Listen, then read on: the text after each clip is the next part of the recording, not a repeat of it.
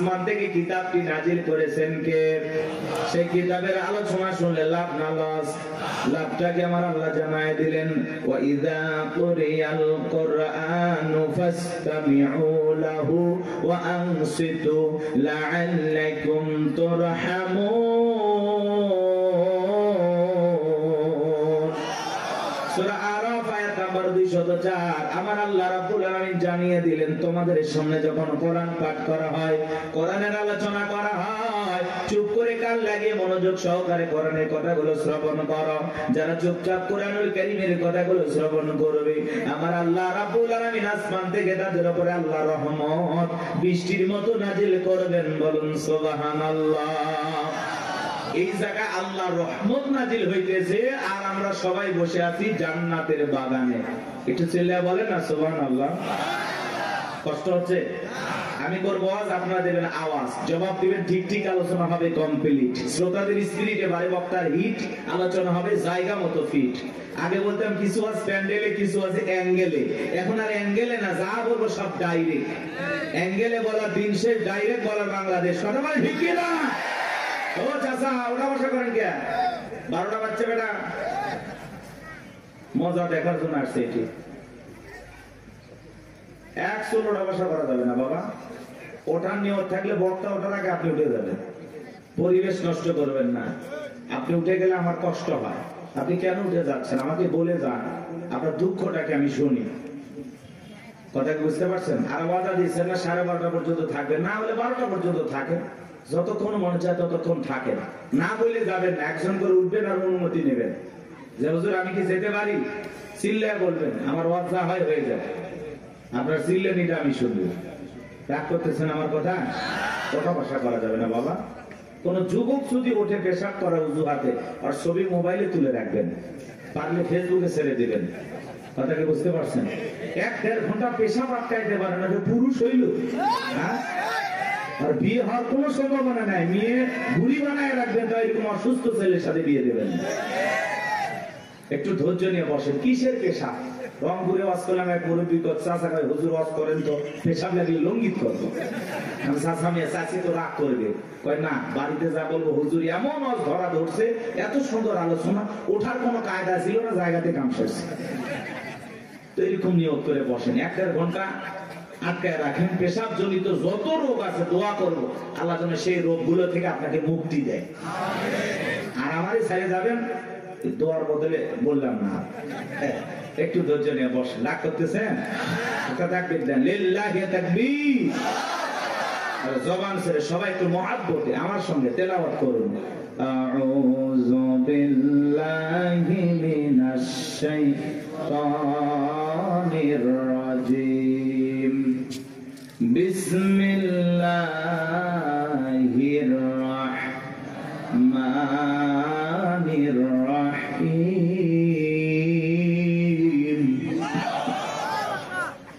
পিতারিত মুর্দার শয়তানের কাছ থেকে আল্লাহ পাকের কাছে আশ্রয় প্রার্থনা চাচ্ছি। পরম করুণাময় দয়ালু আল্লাহ তাআলার নামে শুরু করছি। আমরা যে কোনো কাজ শুরু করবো কার নামে? আল্লাহর নামে কাজ শুরু করলে কল্যাণ আছে না নাই? বরকত আছে না নাই? আমার আল্লাহ রাব্বুল আলামিন বলেন, ইন্নাল্লাযীনা ক্বালু রাব্বুনাল্লাহু সুম্মা ইসতাকামু তাতানাজ্জালু আলাইহিমুল মালাইকাতু আল্লা তাখাফু ওয়া লা তাহজানু ওয়া আবশিরু বিল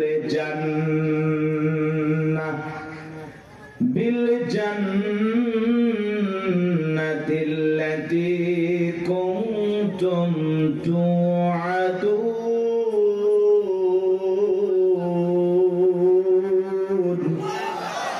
আর একটু জোরে বলেন আল্লাহু আকবার।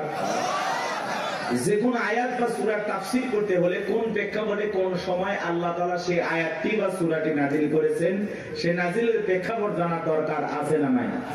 আরবিতে বলা হয় শানে নজুল। যদি শানে নজুল আলোচনা করা হয় তাহলে তাফসীর বুঝতে সহজ হয়। আল্লাহ তাআলা তার হাবিবের উপরে কোন প্রেক্ষাপটে কোন সময় আয়াতি কারিমাগুলো নাযিল করেছেন একটু কি জানা দরকার আছে না নাই? আমি কি একটু তুলে ধরবো? কষ্ট হবে না তো ইনশাআল্লাহ? তাকবীর দেন, লিল্লাহি তাকবীর। সম্মানিত ভাইয়েরা আমার, বিশ্ব নবীর প্রিয় দুইজন মানুষ মাত্র 3 দিনের ব্যবধানে মারা গেলেন। চাচা আবু তালিব মারা গেলেন, আম্মা জান খাদিজাতুল কুবরা রাদিয়াল্লাহু তাআলা আনহা মারা গেলেন। দুইজন মানুষকে হারিয়ে ব্যথিত হৃদয় নিয়ে নবী চলে গেলেন তায়েফে কালেমার দাওয়াত দিতে। তায়েফের মানুষেরা নবীজির দাওয়াত গ্রহণ না করে নবীকে পাগল বলে পাথর নিক্ষেপ করা শুরু করল। বৃষ্টির মতো নবীজির দেহের উপরে পাথর নিক্ষেপ করলো। বাজান পাথর মারতে মারতে এক পর্যায়ে নবীজি জমিনের উপরে শুয়ে পড়লেন। এত পাথর মেরেছেন পাথরের ভিতরে নবীজির শরীরটা ঢেকে গেছে। নবীর প্রিয় সাহাবী যায়েদ বিন হারেসা বলেন, আমি অনেক কষ্টে নবীজির দেহ থেকে পাথরগুলো সরায় ফেললাম।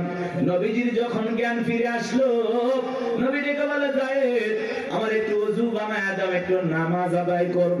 হযরতে যায়েদ থেকে বলেন, আমি যখন নবীজির পা মোবারক থেকে জুতা খুলতে গেলাম আমি তাকায় দেখি নবীজির পায়ের ভিতরে রক্তগুলো জুতার উপরে জমা বেঁধে আছে। আমি অনেক কষ্টে নবীজির পা মোবারক থেকে জুতা খুললাম।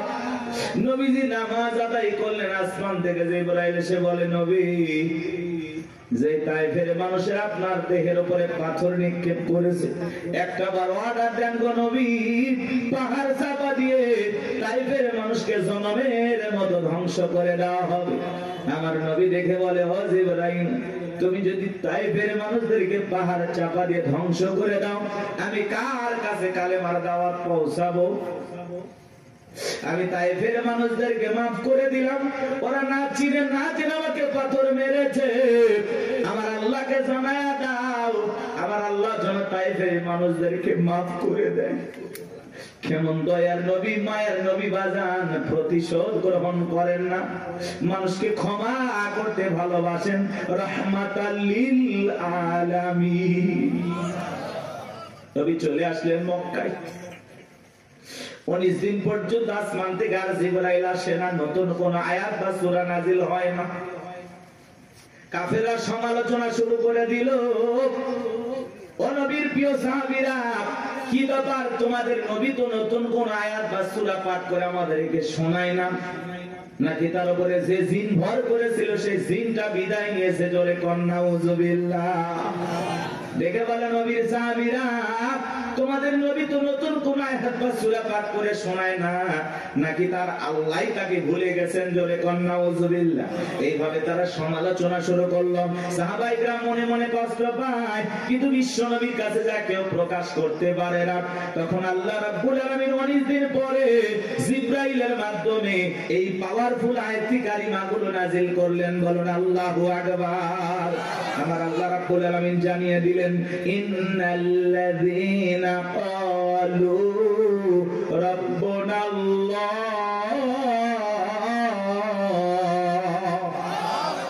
ইন্নাল্লাযীনা ক্বালু রাব্বুনাল্লাহ, নিশ্চয় যারা বলে আমাদের রব আল্লাহ, সুম্মাস্তাকামু, এই কথার উপরে যারা ইস্তিকামাত থাকে, অবিচল অটল থাকে, তাতানাজ্জালু আলাইহিমুল মালাইকা, আসমান থেকে তাদের উপরে আল্লাহর পক্ষ থেকে ফেরেশতা নাজিল হয়। ফেরেশতা নাজিল হয় 3 সময়। ফেরেশতা এসে বলে, আল্লাহ তাখাফু, ভয় পেও না, ওয়ালা তাহজানু, চিন্তা করো না, ওয়া আবশিরু বিল জান্নাতিল্লাতী কুনতুম তুআদুন,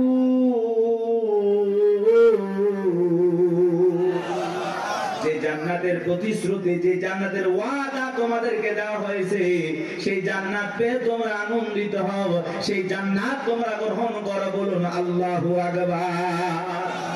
এটা হলো আয়াতের সরল অনুবাদ। এই যুবকে তোমাদের ওয়াজ আছে বাবা, এখানে ওখানে যা লাভ নাই, কোনো মেলা নাই, দোকান নাই, যুবকেরা খুব ভদ্র, ওগুলো আগেই বন্ধ করে দিচ্ছে। কারণ মেলা বসাইলে আড্ডা হয়, তাই না? ভালো মাহফিল, অনেক মাহফিলে মাহফিলও চলতেছে, মেলাও চলতেছে, দেখা যাচ্ছে প্যান্ডেলের চাইতে মেলায় লোক বেশি। কি বলেন? এই জন্য মেলা না হয় আপনারা খুশি হয়েছেন না? পাশেই তো শহর, আপনাদের পাশেই বাজার, তো খামাখা এখানে দোকানপাট লাগায় লাভ কি? সম্মানিত ভাইরা আমার, দিল দিয়ে কথাগুলো বোঝার চেষ্টা করবেন বাজান, মন খারাপ করবেন না। আমি যে কথা বলতে চাই গভীর মনোযোগ দিয়ে শুনে যান। আল্লাহ রাব্বুল আলামিন বলেন, ইন্নাল্লাযীনা ক্বালু রাব্বুনাল্লাহ, নিশ্চয়ই যারা বলে আমাদের রব আল্লাহ, সুম্মা ইসতাকামু, এই কথার উপরে যারা ইস্তেকামাত থাকে, অবিচল অটল থাকে, দৃঢ় থাকে, মজবুত থাকে। ও টাঙ্গাইলের কালীহাতির মুসলমানেরা বলেন তো বাজান, রাস্তার দুই ধার দিয়ে গাছ লাগানো থাকে কিনা? থাকে থাকে। যখন আইলা আসে নার্গিস, হুদহুদ, সনি, মির্জাও, মিথিলি, নানান ধরনের ঘূর্ণিঝড় যখন আসে বাজান, ওই সাইক্লোন ঘূর্ণিঝড়ে তুফানে দেখবেন অনেক গাছ ভেঙে রাস্তার উপরে করে থাকে, আবার কিছু গাছ মজবুত ভাবে শিকড় নিয়ে দাঁড়িয়ে থাকে। এর নাম হলো সুম্মাস্তাকামু, ইস্তেকামাত থাকা, দৃঢ় থাকা, মজবুত থাকা। আপনি যখন বলবেন আল্লাহ আমার রব, এই কথার উপরে টিকে থাকতে হলে আপনি যখন বলবেন আমি আল্লাহর গোলাম, রবের গোলাম, এই কথার উপরে টিকে থাকতে গেলে আপনার উপরে মামলা আসবে, হামলা আসবে, নির্যাতন আসবে, জুলুম আসবে। হাজারো নির্যাতন, জেল জুলুম সহ্য করে, হাজারো বাতিলের চোখরাঙানি সহ্য করতে হবে। এমনকি হাসতে হাসতে ফাঁসির দড়িতে মুসলমান ইমানদাররা ঝুলবে, রবের গোলামেরা ঝুলবে। তারপরে কোন জালেম বেঈমানের কাছে মাথা নত করবে না। কথা বলেন ঠিক কিনা? হাজারো নির্যাতন, জুলুম আপনার উপরে আসবে, হাজারো কষ্ট আপনাকে দেওয়া হবে। এরপরে আপনি বলবেন কি? আমি আল্লাহর গোলাম। এই রবের পথে চলতে গিয়ে এই পথে ইস্তেকামাত থাকতে হবে, দৃঢ় থাকতে হবে, মজবুত থাকতে হবে। বাতিলের হাজারো ঝড় তুফান মোকাবেলা করতে হবে, হাজারো ষড়যন্ত্রের মোকাবেলা করতে হবে। সব সহ্য করার মতো শক্তি আপনার আমার থাকতে হবে। বাতিলের কথা পিছপা হয়ে গেলে, বাতিলের কথায় ঈমান হারা হয়ে গেলে, বলেন তো জান্নাত কি জুটবে? হ্যাঁ, আপনি যদি বলেন আমি ঈমানদার, এই কথার উপরে টিকে থাকতে গেলে আপনার উপরে পরীক্ষা আসবেই। কথা বলে না কেন? জান্নাত মামুর বাড়ির ডাল না, গেলে এক গাবু খাইতে হবে, খাইতে দেবে। জান্নাতে যেতে হলে আপনাকে পরীক্ষা দিয়ে উত্তীর্ণ হয়ে জান্নাতে যেতে হবে। এজন্য আল্লাহ রাব্বুল আলামিন বলেন, আহাসিবান নাসু আইয়ুতরাকু আইয়াকুলু আমান্না ওয়া হুম লা ইফতানুন।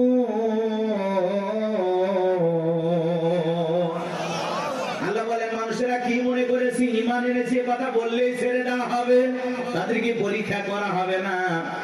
আপনার আমার পূর্ববর্তী যারা পৃথিবীর জমিনে উম্মত নবী রাসূলের আগমন করেছিলেন, আল্লাহ তাআলা তাদেরকেও পরীক্ষা করে জেনেছেন ঈমানের দাবিতে কারা সত্যবাদী আর কারা মিথ্যাবাদী। আল্লাহ তাআলা আপনাকে আমাকেও পরীক্ষা করে জানবেন আমরাও ঈমানের দাবিতে কারা সত্যবাদী আর কারা মিথ্যাবাদী। কথা বলেন। ঈমান এনেছে কথা বললে আল্লাহ ছেড়ে দেবে না। আল্লাহ পরকাল বিশ্বাস করি কথা বললেই ছেড়ে দেবে না। আপনাকে আল্লাহ তাআলা পরীক্ষা করে দেখবেন। কি করবেন? তাহলে সুম্মাস্তাকামু, এই কথার উপরে যারা ইস্তেকামাত থাকবে, অবিচল অটল থাকবে, আপনার হাত কাটতে পারে, পা কাটতে পারে, শুলিতে চড়াতে পারে, ফাঁসির দড়িতে ঝুলাইতে পারে, রিমান্ডে নিতে পারে, হাজারো নির্যাতন জুলুম করতে পারে। কথা বলেন। সবকিছু সবার মতো সহ্য করার মতো শক্তি আপনার থাকতে হবে। আর আপনি এমন ইমানদার, যদি দেখেন সামনে মিছিল ধরে নিয়ে যাচ্ছে, আজকে মিছিলে যাওয়ার দরকার নাই। আপনি এমন ইমানদার, বলে দাড়ি টুপি দেখলেই ধরতেছে, সেলুনেতে সেটা আপাতত দাড়ি কেটে দিয়ে অবস্থা খারাপ, পরে দাড়ি রাখা যাবে, এই ইমান নিয়ে যান না। এই ইমান নিয়ে না যে অবস্থার বেগুটি দেখলে টুপি বা দাড়ি বা আছে না। কি বলেন? এরকম নিয়ম যদি হয়, ধরেন একটা জালেম শাসক আসলো, নিয়ম করে দিল বাংলাদেশে দাড়ি টুপি দেখলেই ধরো, কি বলেন? এত টুপি দাড়ি থাকবে? যার কিনা ইমান দুর্বল, বউ করে দেব, জীবন আগে বাঁচাও। কথা কয় না? এই ইমান নিয়ে জান্নাতে যাবে না। একটা সুন্নতের জন্য আপনি জীবন দেবেন, কিন্তু সুন্নত সারা যাবে নাকি? কষ্ট হচ্ছে আপনাদের, মন খারাপ করতেছেন, একটু আয়াতের গভীর যাই একটু বুঝতে পারবেন। আমার আল্লাহ রাব্বুল আলামিন বলেন, ইন্নাল্লাযীনা ক্বালু রাব্বুনাল্লাহ, নিশ্চয়ই যারা বলে আমাদের রব আল্লাহ। ও টাঙ্গাইলের মুসলমানেরা, ডান হাতটা তুলে শাহাদাত আঙ্গুলে যারা ইশারা করে আসমানের দিকে তাকায় বলেন তো আমাদের রব কি? আরেকটু জোরে ডাক দেন, কে? ভালোবেসে ডাক দেন, আল্লাহ। আরেকটু জোরে বলেন আল্লাহ, আরো একবার বলেন আল্লাহ। আমার বাজান, এই যে আল্লাহ আল্লাহ বলে ডাক দিলাম, আমাদের আল্লাহ খুশি না বেজার? সমান দিয়ে কথাগুলো বোঝার এবং শোনার চেষ্টা করবেন বাজান। রুহের জগতে আল্লাহ রাব্বুল আলামিন আপনাকে আমাকে প্রশ্ন করে বলেছেন, আলাস্তু বিরাব্বিকুম, আমি কি তোমাদের রব নই? আমরা সেদিন সবাই জবাব দিয়ে বলেছিলাম, ক্বালু বালা, অবশ্যই আপনি আমাদের রব। এই পৃথিবীর জমিনে আসার পরে আল্লাহ রাব্বুল আলামিন সর্বপ্রথম যে ওহী নাযিল করেছেন, ইকরা বিসমি রাব্বিকাল্লাযী খালাক, পরে তোমার রবের নামে যিনি তোমাদেরকে সৃষ্টি করেছেন। এই আয়াতের ভিতরে রব শব্দ আছে না নাই? এই রবের জ্ঞান শিক্ষা দেওয়া হয় কোথায়? মসজিদ, মাদ্রাসা নাকি স্কুল কলেজে? জোরে বলেন। হ্যাঁ, মাদ্রাসায় আর স্কুলের দিকে তাকায় দেখেন বাজান, কত ছাত্র পড়াশোনা করে, হারে ব্যাগটা পিছনে ঝুলানো আছে, রাস্তার মধ্যে পেশাব করতে আছে, লিখতেছে। জিজ্ঞাসা করলাম, বাবা তোমাদের প্রাইমারি পেশাব খানায় কি আদব কায়দা শেখানো হয় না? তোমাদের স্যারেরা কি একটু আদব কায়দা শিখায় না? দাঁড়ায় কেন পেশাব করতেছো? পয়সা পেশাব করতে পারো না? কয় হুজুর সে কথা বলবেন না, প্রাইমারি পেশাব খানায় যা দেখতেছি সারি তাই দাঁড়িয়ে থেকে পেশাব করে, যেমন দেখতেছে তেমন শিখতেছে। কথা বলেন ঠিক কিনা? কত ছাত্র দেখবেন কলেজে পড়াশোনা করে, ইউনিভার্সিটিতে পড়াশোনা করে, পালসার গাড়ি নিয়ে ঘোরাফেরা করতেছে, রাস্তার মধ্যে ঘন্টাটা ব্রেক করে সেন্টার টান দিয়া কুকুরের মতো দাঁড়িয়ে থেকে পেশাব করে, বসেও না। এরকম অভদ্র মুসলমান আছে না নাই?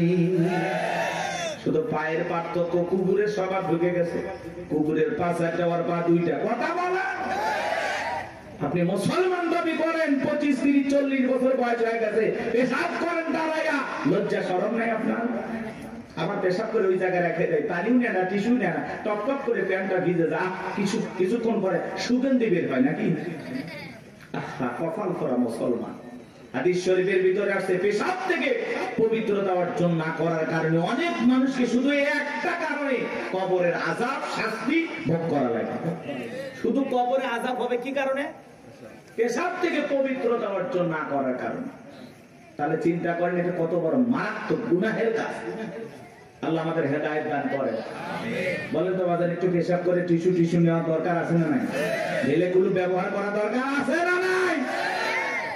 খালি ওয়াজ শুনলে হবে না, আমল করা লাগবে। এক বেচারা আমল করা নিয়ত করছে, বাড়িতে যাওয়ার পথে হঠাৎ করে পেশাব করতেছে, আর চিন্তা করতেছে, হুজুর বলছে পানি নাও, নাও টিস্যু নাও, নাহলে মাটি নাও, কিছু না হলে রাস্তার বালুতে হলে ঠেকা কাজ পারিতে হয়।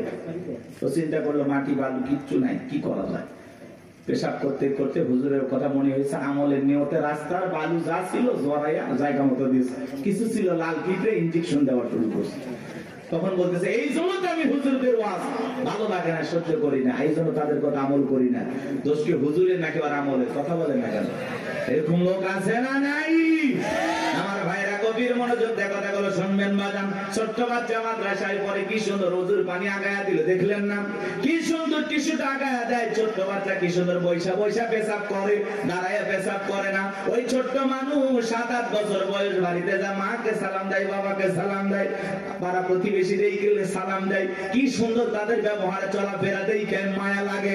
সন্তানকে যদি মানুষের মতো মানুষ বানাইতে চান, মাদ্রাসায় পড়ানো ছাড়া বিকল্প কোনো রাস্তা খোলা নাই। কথা বলেন ঠিক কিনা? সন্তানকে যদি আদবওয়ালা, আখলাকওয়ালা, চরিত্রবান বানাইতে চান, সর্বপ্রথম কোরআন হাদিসের জ্ঞান শিক্ষা দেন। কোরআন হাদিসের জ্ঞান দিয়ে অন্তরটা আলোকিত করেন, এরপরে ডাক্তার বানান, ইঞ্জিনিয়ার বানান, পৃথিবীর যেই সেক্টরে যাবে সেই জায়গাটাকে আলোকিত করবে। কথা বলে ঠিক কিনা? এজন্য সন্তানকে সর্বপ্রথম কোথায় দেবেন? এরপরে যেখানে ইচ্ছা সেখানে পড়াবেন ইনশাআল্লাহ। আমরা বলতেছি না আপনার সন্তানকে একেবারে হাফেজ, মুফতি, মুহাদ্দিস বানান লাগবে, এমনটা না। ডান হাতের দরকার আছে, বাম হাতের দরকার আছে, হুজুরের দরকার আছে, ইঞ্জিনিয়ার ডাক্তারের দরকার আছে। কথা বলেন। একটা নারীর সিজার করা লাগবে, আমি গোলাম রব্বানিকে দিয়ে হবে? কথা কয় না। লাগবে কি? ডাক্তার। আমি হুজুর কতটুকু পারি? একটা পানিতে ফু দিয়ে পানি করাই দিতে পারি, ও দিয়ে কাজ হইলে হইলো, না হইলো না হইলো। এসব ডাক্তারের দরকার আছে না? না, বিশাল একটা বিল্ডিং বানাবেন, কি লাগবে? কথা কয় না গো। সবই দরকার আছে, এই জন্য আমরা বলতেছি না।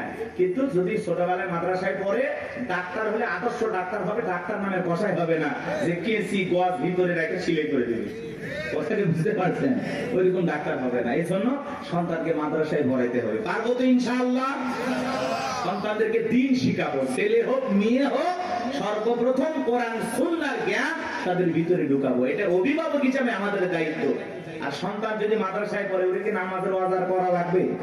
নাকি উল্টো এসে বাড়িতে বাবা মার কাছে নামাজের ওয়াজ করে, আব্বু আমারে মাদ্রাসায় পড়া, তুমি নামাজ পড়ো না? আব্বু নামাজ পড়ো। আমি হাফিজ হলে আলেম বলবে, আলেম হইলে মানুষ বলবে দেখো ছেলে হাফিজ আলেম, বাবা নামাজ পড়ে না। এরকম বলে কিনা বলেন তো? কি মায়া লাগে। মারা এসে কয়, মা টিভি দেখা যাবে না, হুজুর বলছে নামাজ পড়তে হবে। মায়ের সিরিয়ালের সামনে বসে সিরিয়াল দেখে, সন্তানের 2 দিনের কথা শুনে মা বলে টিভি বের করে দাও তো।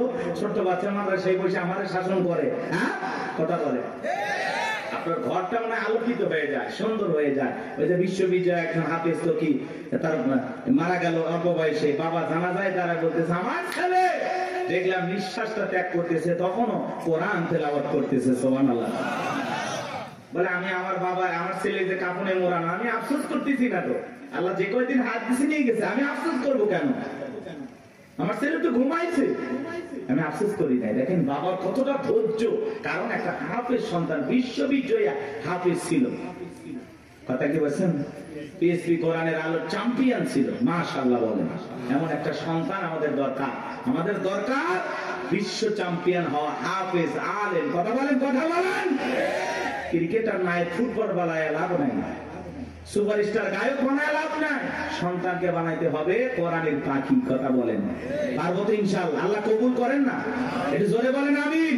আল্লাহ যেন কবুল করেন, জোরে বলেন আমিন। সম্মানিত ভাইরা, আমার দিল দিয়ে কথাগুলো বুঝবেন বাজান। সামনে গেলে মজা পাবেন, একটু কষ্ট মনের মধ্যে নেবেন না। আল্লাহ রাব্বুল আলামিন বলেন, ইকরা বিসমি রাব্বিকাল্লাযী খলাক, পড়ো তোমার রবের নামে যিনি তোমাদেরকে সৃষ্টি করেছেন। এর ভিতরে রব শব্দ আছে না নাই? পবিত্র কুরআনুল কারীমের 1 নাম্বার সূরা সূরাতুল ফাতিহার 1 নাম্বার আয়াত। জবান ছেড়ে সবাই আমার সঙ্গে তেলাওয়াত করুন, আলহামদুলিল্লাহি রাব্বিল আলামিন। সমস্ত প্রশংসা, যাবতীয় প্রশংসার একমাত্র মালিক তিনি, সৃষ্টিগুলোর রব, আমাদের প্রতিপালক আল্লাহ যিনি। আপনি যখন রুকুতে চলে গেলেন, কি তাসবিহ পাঠ করলাম? সুবহান রাব্বিয়াল আযীম, সুবহান রাব্বিয়াল আযীম। রব শব্দ আছে না নাই?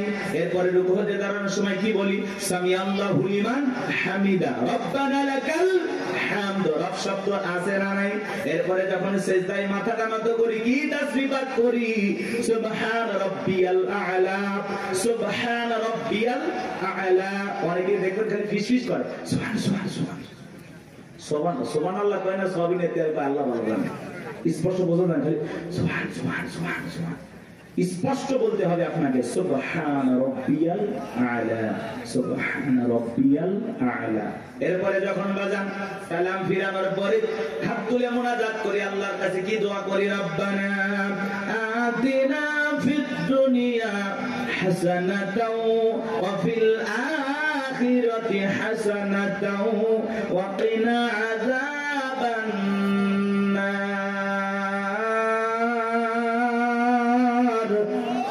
সূরা বাকারা 201 নম্বর আয়াত। আল্লাহর কাছে ডেকে বললাম, হে আমাদের রব, আমাদেরকে দুনিয়ার কল্যাণ দান করো, ওই আখিরাতের কল্যাণ দান করো, ওই কঠিন জাহান্নামের আগুন থেকে আমাদের মুক্তি দাও। তাহলে ইহকাল পরকালের কল্যাণ দেওয়ার মালিক কে? জাহান্নামের আগুন থেকে বাঁচানোর মালিক কে?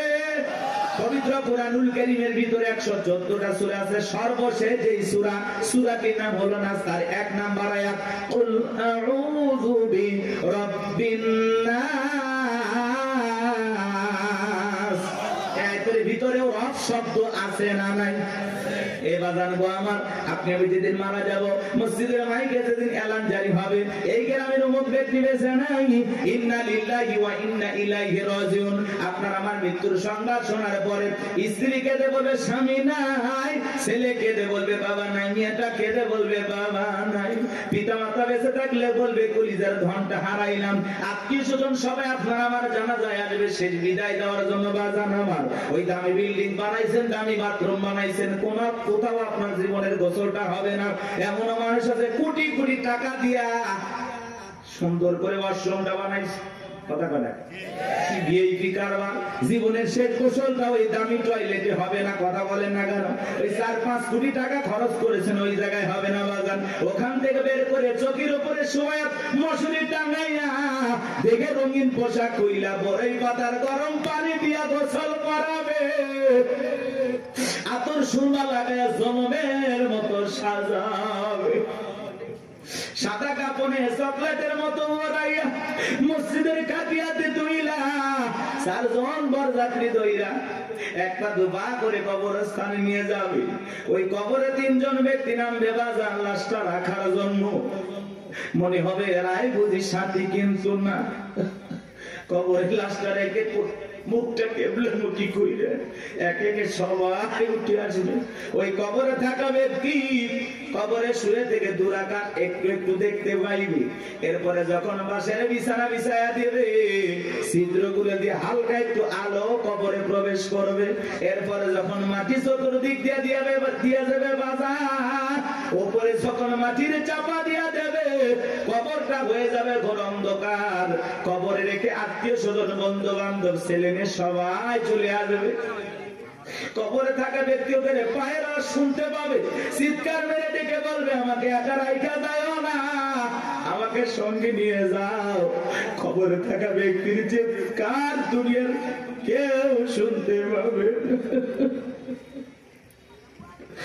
আমার নবী বলেন যে কবরে চলে গেল তার চাইতে অসহায় আর কেউ নেই।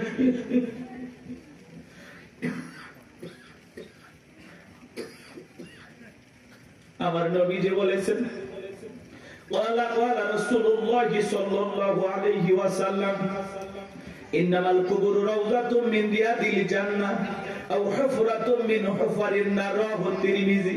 নবীজি বলেন যে ব্যক্তির আমল ভালো মৃত্যুর সঙ্গে সঙ্গে আল্লাহ রাব্বুল আলামিন তার কবরটাকে জান্নাতের বাগান বানিয়ে দেবে। আর যে ব্যক্তির আমল খারাপ আও হুফরাতুম মিন হুফারিন নার, তার কবরটা হবে জাহান্নামের আগুনের গর্ত। আমার নবী এক জায়গায় বসা, জিবরাইল এসে বলে নবী গো এই মুহূর্তে একটা আওয়াজ হলো, আপনি কি শুনতে পাইছেন? আমার নবী বলে হ্যাঁ শুনতে পাই না। জিবরাইল বলে নবী আজ থেকে 70 বছর আগে আল্লাহ রাব্বুল আলামিন জাহান্নামের গর্তের মধ্যে একটা পাথর ছেড়ে দিয়েছে, এই মাত্র জাহান্নামের তলদেশে গিয়ে পাথরটা পৌঁছাইলো। চিন্তা করেন বাজান, একটা পাথর ছেড়ে দিলে যদি 70 বছর সময় লাগে, আল্লাহ না করুক আপনার আমার গুনাহের কারণে অপরাধের কারণে আসমানের জমিনের মালিক আল্লাহ যদি বেজার হইয়া একবার জাহান্নামের আগুনের গর্তে ফেলে দেয়, আপনার আমার বাঁচার কিন্তু কোনো উপায় নাই। যেই জাহান্নামে আগুন দুনিয়ার আগুনের চাইতে 70 গুণ বেশি পাওয়ার। একবার যদি কারো দিকে জাহান্নামের আগুন লেগে যায় মনে হয় কলিজাটা পুড়ে ছাই হয়ে যাবে। এ বাজার নবীর প্রিয় সাহাবী হযরত ওসমান কবর থেকে অঝরে চোখের পানি ছেড়ে দিয়ে কান্না করতেন। সাহাবায়ে কিরাম ডেকে বলে ভাই আপনি কবর থেকে কেন অঝরে কান্না করেন, কি হয়েছে আপনারা বলেন? হযরত ওসমান ডেকে বলেন প্রত্যেকটা মানুষের প্রথম মঞ্জিল, প্রথম ঘাঁটি, প্রথম স্টেশন হলো এই কবর। এই কবরের ভিতরে 3টা প্রশ্ন করা হবে, যে সঠিক উত্তর দিতে পারবে তার মিজান ফুলসিরাতে কোনো টেনশন নাই, কিন্তু যে উত্তর দিতে পারবে না তার কিন্তু বাঁচার কোনো উপায় নাই। জান্নাতের সার্টিফিকেট প্রাপ্ত সাহাবী কবরে দেখে কান্না করে। ভালো করে বুঝবেন, দুনিয়ার থাকতে জান্নাতের কি পাইছে? কথা বলেন ভাই, কথা বলেন। সেই মানুষ কবর দেখলে অঝরে কান্না করেন। মাঝে মাঝে হযরত ওসমান এত কান্না করতেন কবরস্থানের পাশে তিনি অজ্ঞান হয়ে পড়ে থাকতেন, জ্ঞান হারিয়ে ফেলতেন।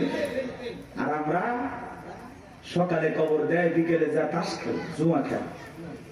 সকালে কবর দেয়, বিকেল বেলা যায় মা বোনেরা খেয়াল পুড়ে, মানে যে লাকড়ি পুড়ে আছে না, পাতা ঝাড় দেয়, পাতা ঝাড় দেয়, কঞ্চি টঞ্চি থাকে না, ওগুলো ঝাড় দিয়ে পরিষ্কার করে নিয়ে আসে। ভয় নাই। আগে নতুন কবর দেখলে মানুষ 2-1 দিন ভয় পাইতো। কথা বলেন, আগের মানুষের কথা বলতেছি। আর এখন কবরস্থান দেখে কোনো ভয় নাই, কবরস্থানে গিয়ে হাসাহাসি করে। আহা, মানুষ মানুষ আর মানুষ নাই তো। মানুষ মরে গেছে, সেই মানুষের সাথেও জুলুম করে, আছে না নাই ভাই? চিন্তা করেন, একটা বার চিন্তা করেন, একটা মিনিট চিন্তা করেন, আপনি মারা গেছেন, কি হবে আপনার? কিভাবে আপনাকে বিদায় দেওয়া হচ্ছে? একটু চিন্তা করে দেখেন, কার জন্য কি করতেছেন, দুনিয়ার মায়ের পরে কি না করতেছেন, সব ফেলায় যেতে হবে। ওই কবর কিন্তু জায়গা ভালো না, সবাইকে যাওয়া লাগবে। কবর কঠিন জায়গা।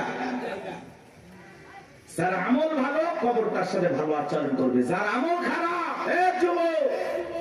দুনিয়াতে গান বাজাইছো না, বক্স নিয়ে এসে ঢিক ঢিক আওয়াজ দিয়া, কবরে যাও।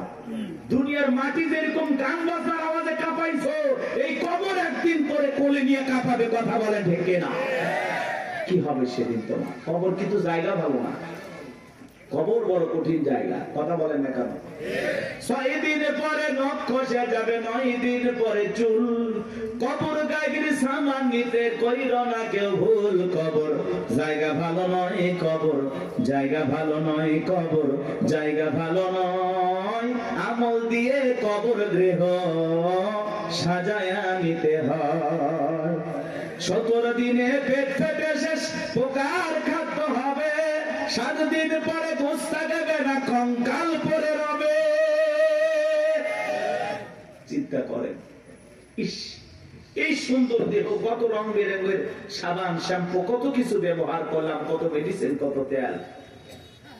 কবরে গেলে দেহের গোস্তগুলো খসে পড়বে, পেটটা ফুলে ফেটে যাবে, পোকাগুলো খিলফিল করে নাক মুখতে ঢুকে যাবে, চুলের সৌন্দর্য শেষ হবে, মাটি হয়ে যাবে সবকিছু। কি নির্মম পরিস্থিতি আমার সামনে, কি কষ্টের দিন আমার সামনে। আর আমি সেই দিনগুলোর ব্যাপারে দেখিয়া দুনিয়া পাইছি, পাগল হয়ে গেছি। কথা বলেন না কেন ভাই? কত মানুষের কবর ভেঙে যায়, লাশটার দুর্গন্ধ, নাকে কাপড় দেওয়া লাগে। চিন্তা করেন আপনার আমার কি হবে, কি হবে? 17 দিনে পেট ফেটে শেষ পোকার খাদ্য হবে। 7 দিন পরে গোস্তা দেবে না, কঙ্কাল পরে রবে। 90 দিন হাড়গুলি সব, 90 দিন হাড়গুলি সব আলাদা হয়ে রয়। কবর জায়গা ভালো নয়, কবর জায়গা ভালো নয়, কবর জায়গা ভালো নয়। আমল দিয়ে কবর গৃহ সাজায়া নিতে হয়। ওই কবরের ভিতরে 3টা প্রশ্ন করা হবে বাজান। 1 নাম্বার প্রশ্ন করা হবে, মার রব্বুকা, তোমার রব কে?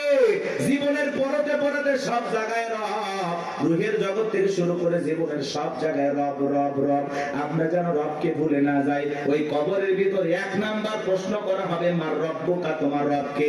যারা দুনিয়াতে রবের সাথে সম্পর্ক ভালো ছিল, যারা রবের গোলামি করেছে, রবের বিধান মোতাবেক চলেছে, যাদের রবের সাথে সম্পর্কটা গভীর ছিল, তাদেরকে যখন প্রশ্ন করা হবে মার রব্বুকা, আল্লাহর সেই নেককার মুমিন মুত্তাকি বান্দা জবাব দিয়ে বলবে, রব্বি আল্লাহ, রব্বি আল্লাহ, আমার রব আমার আল্লাহ। কিন্তু যারা এই দুনিয়ার জমিনে নাফরমানি করেছে, যারা বলে খাও দাও ফুর্তি করো, দুনিয়াটা মস্ত বড়, শয়তানের ওয়াসওয়াসায় পড়ে যারা মিসগাইড হয়েছে, ভুল পথে পরিচালিত হয়েছে, এই দুনিয়ার জমিনে যারা শয়তানের গোলামি করেছে, তাদেরকে যখন প্রশ্ন করা হবে মার রব্বুকা, তোমার রবকে, আল্লাহর সেই সমস্ত বদকার, আল্লাহর সেই সমস্ত অবাধ্য গোলামেরা জবাব দিতে পারবে না, ফেল ফেল করে তাকায় থাকবে। নেককাররা জবাব দেবে, আর বদকার গুনাহগাররা জবাব দিতে পারবে না, ফেল ফেল করে তাকায় থাকবে। ওরা বলবে কি কয়, হ্যাঁ আফসোস, কি কয় আমি তো বুঝি না। মা রব্বুকা জিজ্ঞাসা করবে তোমার রব কে? আরে ভাই জীবনে কোনোদিন অফিসে গেলেন না, বসকে চিনবেন কি করে? কথা বলে।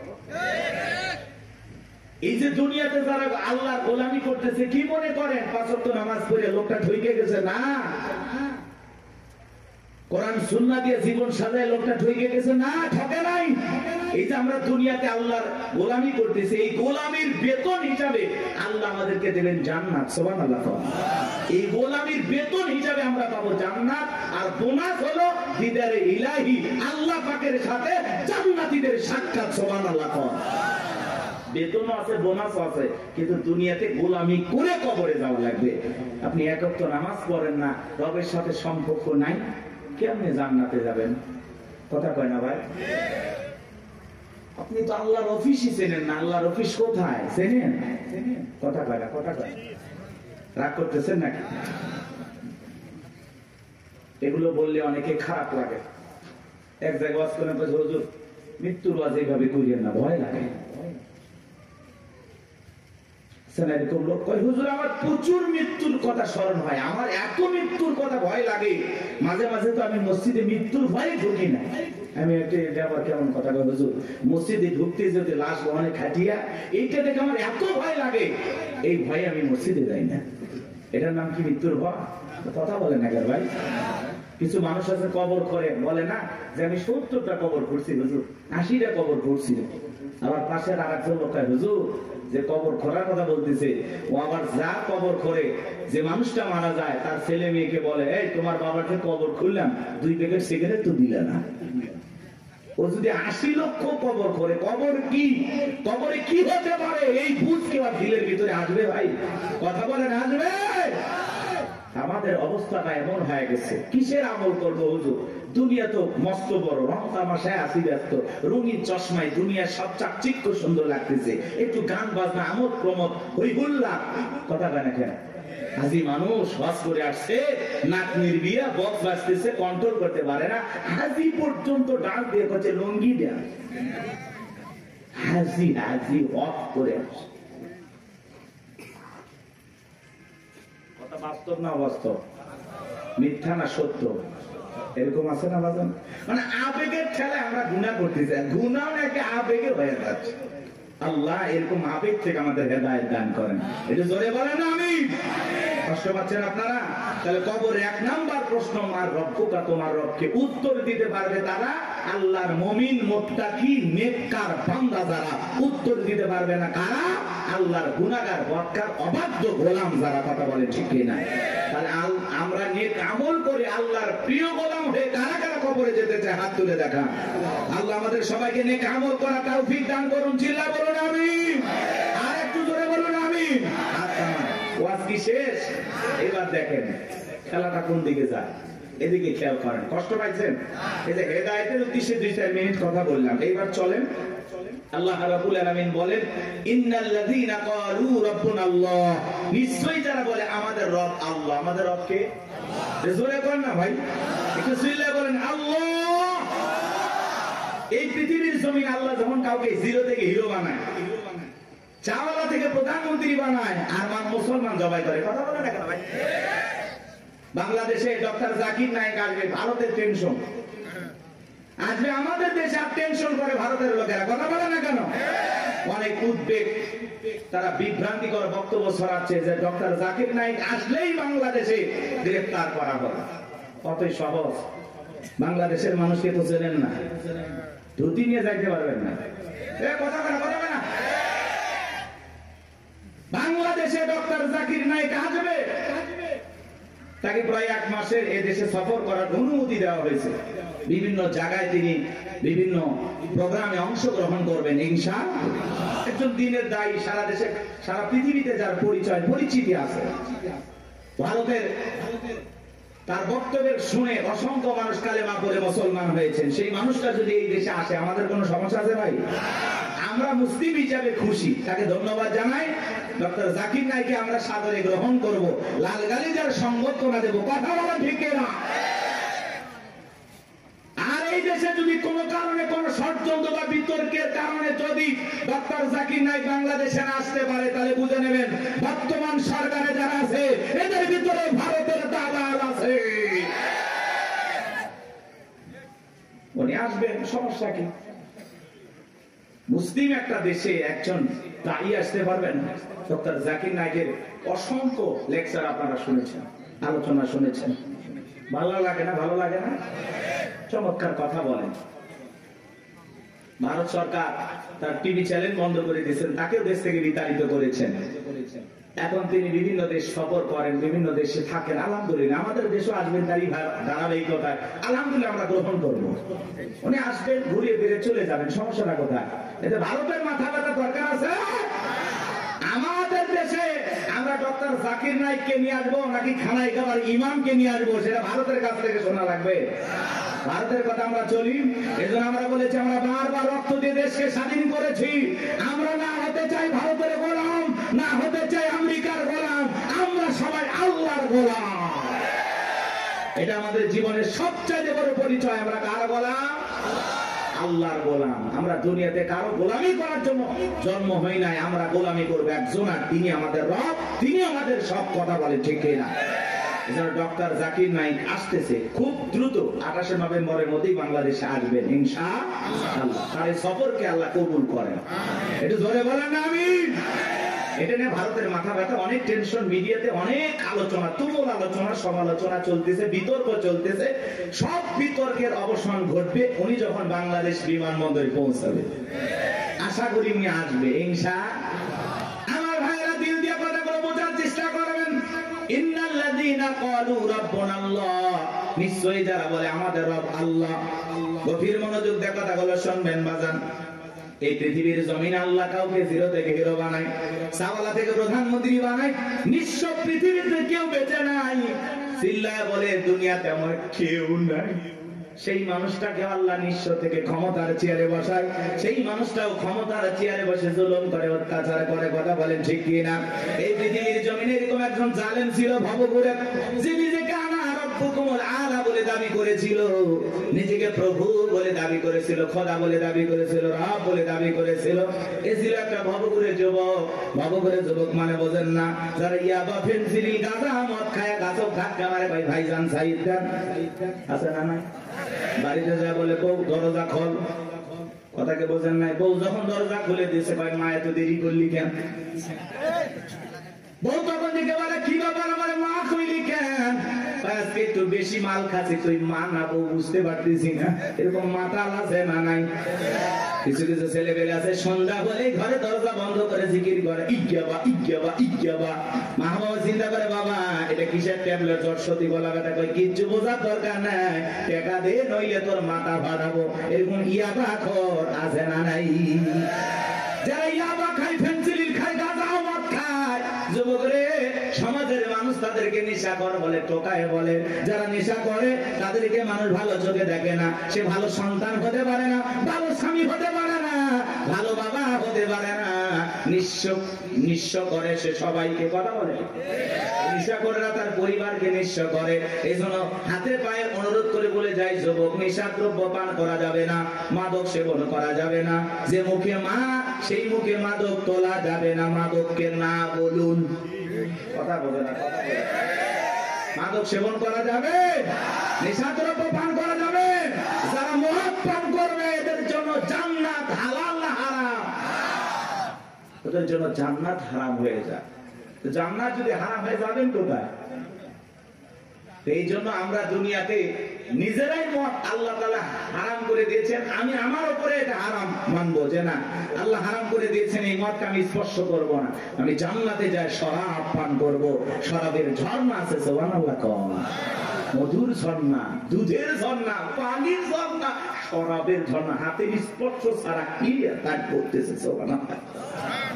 জান্নাত যে কত সুখের জায়গা, কেমনে বোঝাবো? ও কল্পনা করা যায় না। আল্লাহ এত সুন্দর করে জান্নাত বানাইছে। সুবহানাল্লাহ বলেন। কষ্ট হচ্ছে আপনাদের? তাহলে এই যুবক নেশাদ্রব্য পান করা যাবে? যাবে?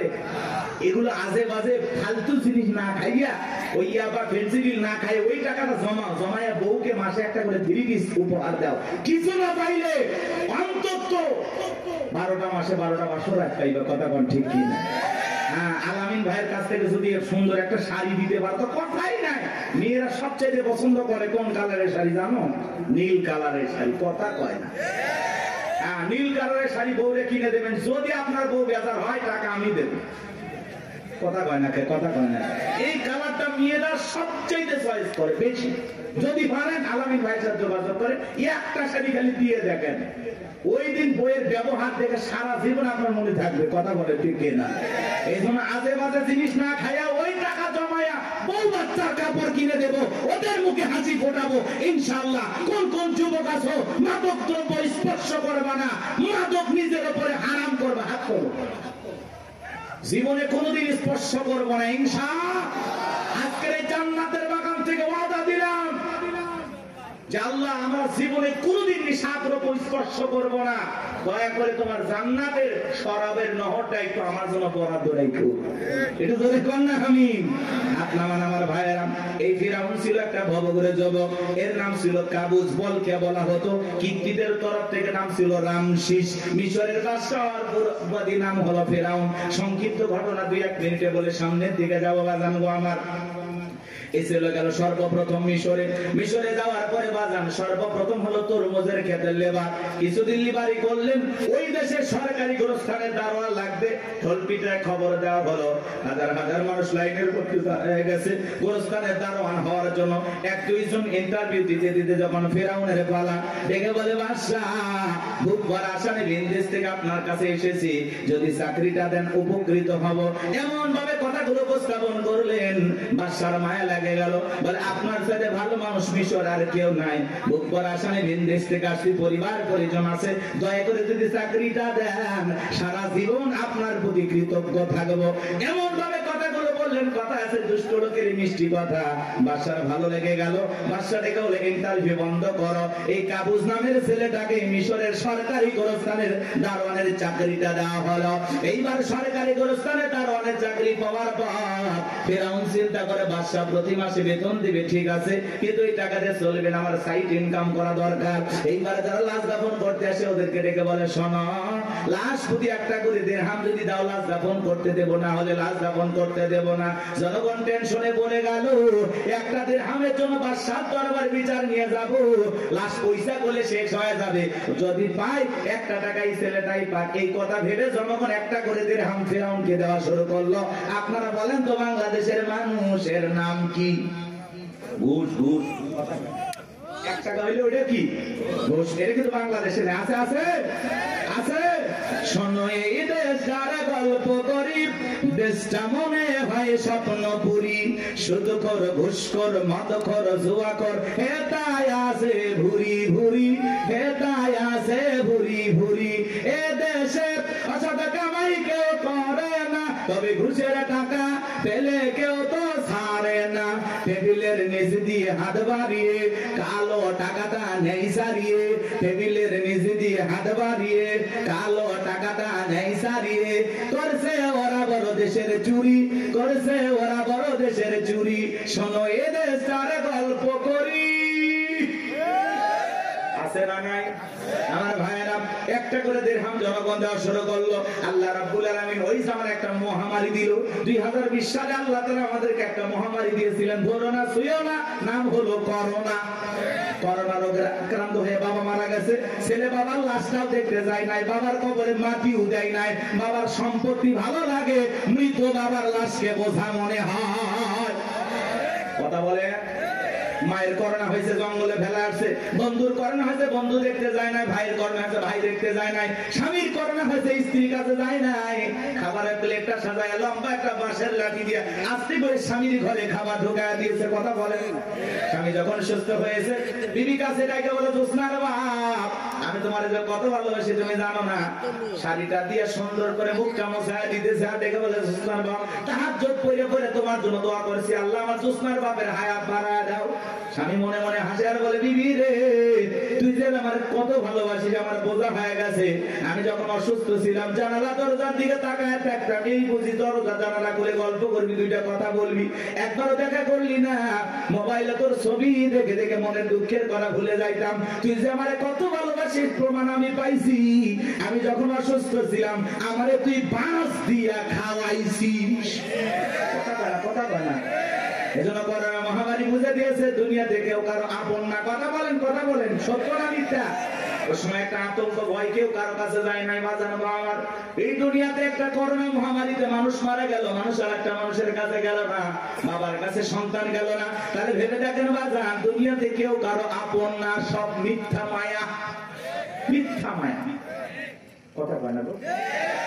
আপনি কি মনে করেন আপনি মারা গেলে আপনার পরিবারের লোকজন আপনাকে ছাড়া অচল হয়ে যাবে, তারা ভেঙে পড়বে? কিচ্ছু হবে না তাদের। আপনি মরে গেলেও আপন গতিতে আপনার পরিবারের লোকজন তাদের জীবন সাজাবে।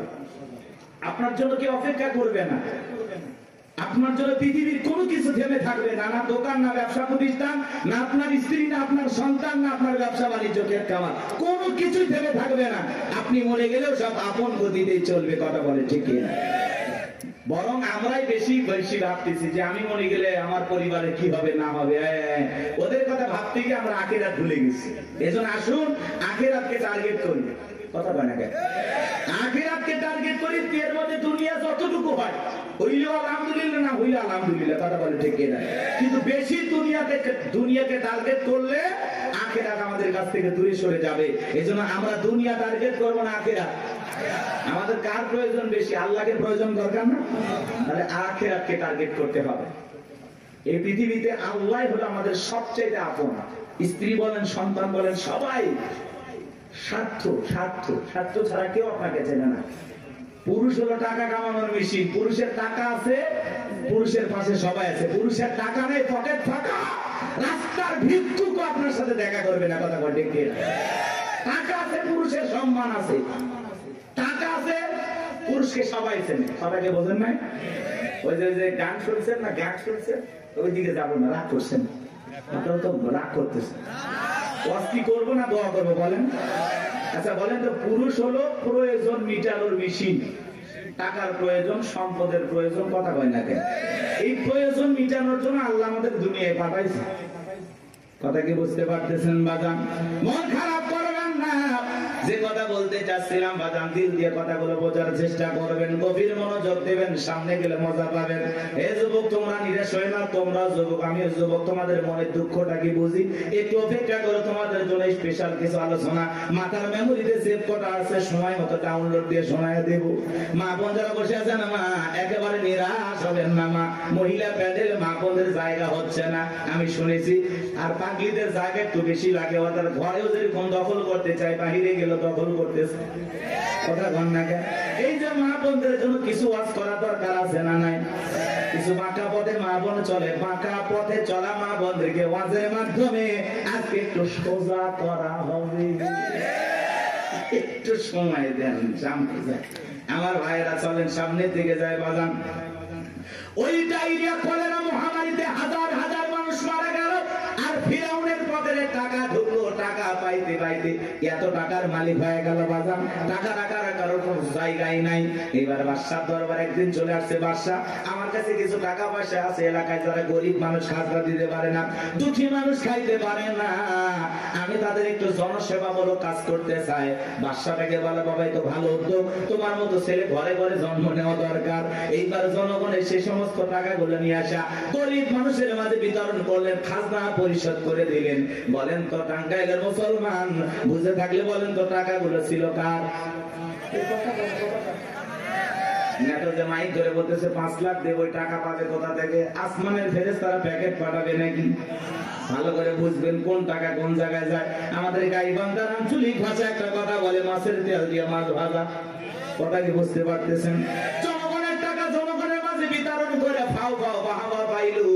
জনগণ থেকে বলে, আরে রাজ্যের বাদশা যদি এই ব্যক্তি না হয়া গোরস্থানের ছেলেটা হইতো, না জানি আমাদের কপাল খুলে যেত। নির্বাচনের আগে একটু জনসেবামূলক কাজ করা দরকার আছে না নাই? আমার এলাকার এক নেতা কাঁচা রাস্তা মানে মাটির রাস্তা বোঝেন তো বাজান, ইট পাড়তেছে, 2 গাড়ি ইট পাড়তেছে। মানুষজন বলে, বাবা ইট পাড়তেছে, তুমি তো এখনো নেতা হয় নাই, কারণটা কি? ছেলেটা বলতেছে, আপাতত ইট পাড়ে দিলাম, আর ভবিষ্যতে আমার মার্কায় যদি সিলভারে এলাকার নেতা বানায় দিতে পারে, আমার 1 নাম্বার টার্গেট এই কাঁচা রাস্তা পাকা করা। এই রাস্তাতে আপনাদের ছেলে স্কুলে যাইতে পারে না, আপনারা হাটে বাজারে যাইতে পারেন না, মাঝে মাঝে আপনাদের কথা মনে হলে রাতে ঘুম আসে না। কি অভিনয়! নেতা হতে গেলে অভিনয় জানার দরকার আছে তো না? কথা কয় না। যারাই নেতা এরাই কিন্তু পুরোটা কি অভিনেতা। অভিনয় না জানলে নেতা হওয়া যায় না বাজান। ভালো করে বোঝার চেষ্টা করবেন। জনগণ বিশ্বাস করে যদি নেতার মার্কায় সিল মারে নেতাকে নির্বাচিত করে, নেতা তো এলাকায় থাকে না, ঢাকা শহরে বান্ধবী নিয়ে ঘুমায়। কথা বলেন ঠিক কিনা?